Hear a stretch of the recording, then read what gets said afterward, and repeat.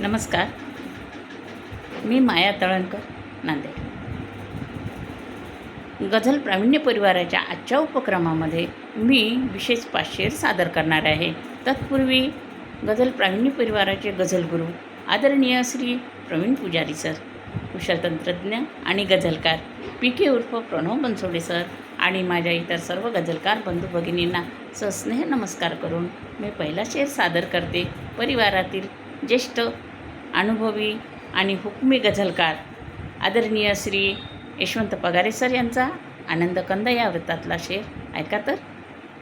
चंद्रास आज सुद्धा धर्मात वाटणाऱ्या आहेत कोण वेडे, ह्या कोणत्या प्रजाती.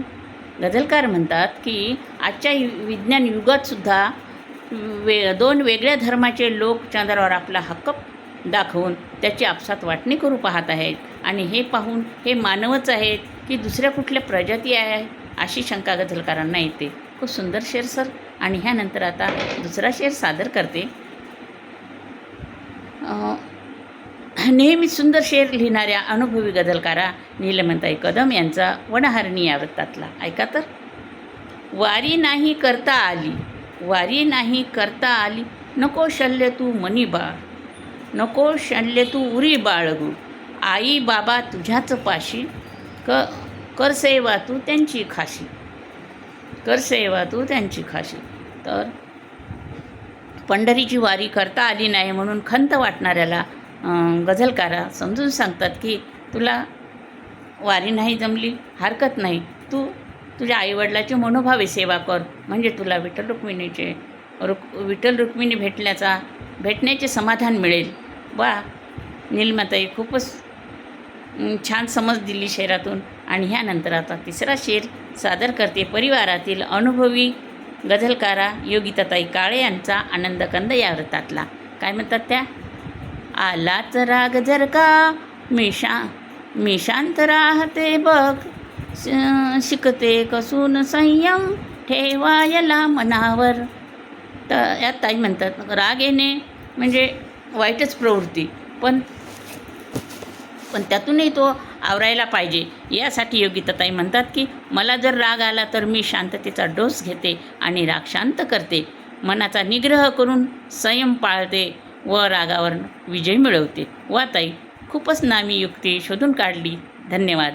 आणि ह्यानंतर आता चौथा शेर सादर करते. परिवारातील ज्येष्ठ अनुभवी गझलकार आदरणीय विजय घोसाळकर सर यांचा पादाफुलक या वृत्तातला ऐका तर. शेर खूपच छोटा पण त्यातला आशय मात्र खूप मोठा आहे. ऐका तर. स्वान आमचा विश्वासाचा, स्वान आमचा विश्वासाचा, मानसा परी बरा सोबत. झाला शेर. या शेरात गझलकारांनी पाळीव प्राणी कुत्रा याचे विशेष गुण सांगितले आहे.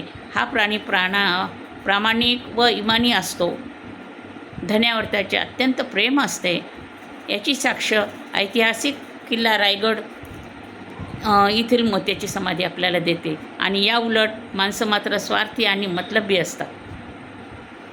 आता ह्यानंतर पाचवा शेर सादर करते. सदाबहार गझलकार PK उर्फ प्रणव बनसोडे सरांचा आनंदकंद या व्रतातला ऐका तर.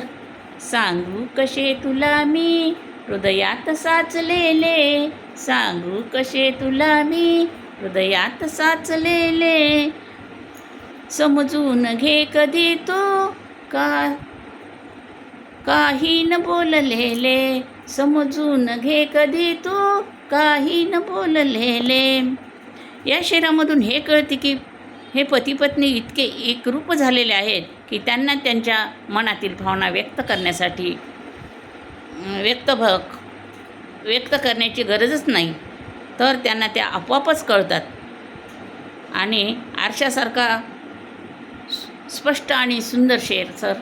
खूप खूप धन्यवाद प्रणव सर. धन्यवाद प्रावीण्य परिवार.